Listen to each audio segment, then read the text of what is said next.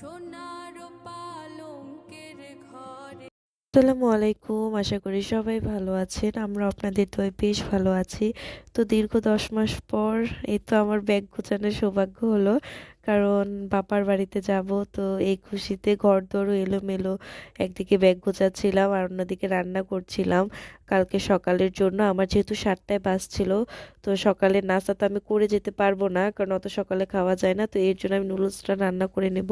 কারণ সকালে রান্না করার আমি সময় পাবো না। তো এদিকে আম্মু বলছিল তুমি রান্না করে নাও এখন, কার সকালে আর সময় পাবে না। তো এর জন্য আমি আবার এক চুলায় পানি গরম দিয়েছিলাম আর এদিকে আম্মু শুটকিটা ভুনা করছিল আর আমি পানি গরম দিয়েছিলাম রান্না করার জন্য।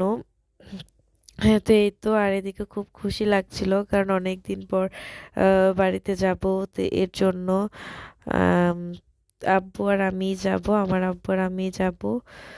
তো এখানেই তো আমার নুডলস রান্না করা শেষ। আর এই তো এটা ছিল পরদিন সকালের করা ভিডিও।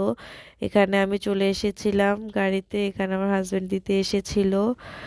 তো ও গাড়ি এখন ছেড়ে দেবে এর জন্য নেমে গেছিল। আর আব্বু আর আমি বসেছিলাম। আর আজকে রাস্তায় যেতে এতটা কষ্ট হয়েছিল বাড়িতে যেতে।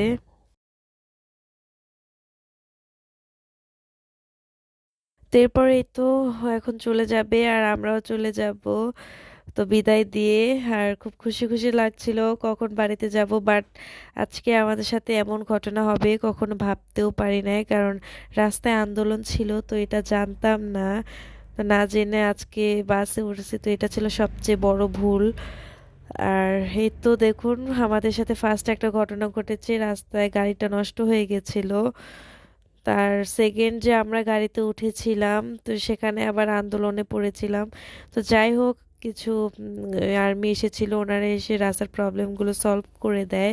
বাট অনেক ভোগান্তি পুয়েছিলাম। আবার সামনেও আবার গাড়িটা নষ্ট হয়ে গেছিল। তো এই আর একটা প্রবলেম হয়েছিল। আর এখানেই তো সব গাড়িগুলো একদম জ্যামে বসেছিল আর আমরা সবাই নেমে গেছিলাম বাইরে। তো ড্রাইভার একটা মিস্ত্রি নিয়ে এসে গাড়িটা ঠিক করছিল আর সবাই বাইরে বসেছিলাম। আর প্রায় বিকাল হয়ে গেছে, কারণ যেখানে আমাদের বাড়িতে যাওয়ার কথা দুপুরে, সেখানে প্রায় বিকেল হয়ে গেছে। আর সকালে তো আপনারা দেখেছেনই আমরা নাস্তাও করি নাই, দুপুরে খাওয়া দাওয়া হয় নাই। তো এই একটা শরীর অনেক দুর্বল ছিল। তো যাই হোক, কিছু করার নাই। যেহেতু এমন হয়েছে তো বিপদ পার করতে হবে, এটাই স্বাভাবিক। আর আমাদের সাথে অনেক মানুষও ভোগান্তি পুয়েছে, এমনটা না যে আমরা একা, সবাই এরকম বিপদে পড়েছে। তো অবশেষে আমাদের বাসায় পৌঁছাতে পৌঁছাতে রাত হয়ে গেছিল। তো আজ এ পর্যন্তই, সবাই ভালো থাকবেন, আল্লাহ হাফেজ।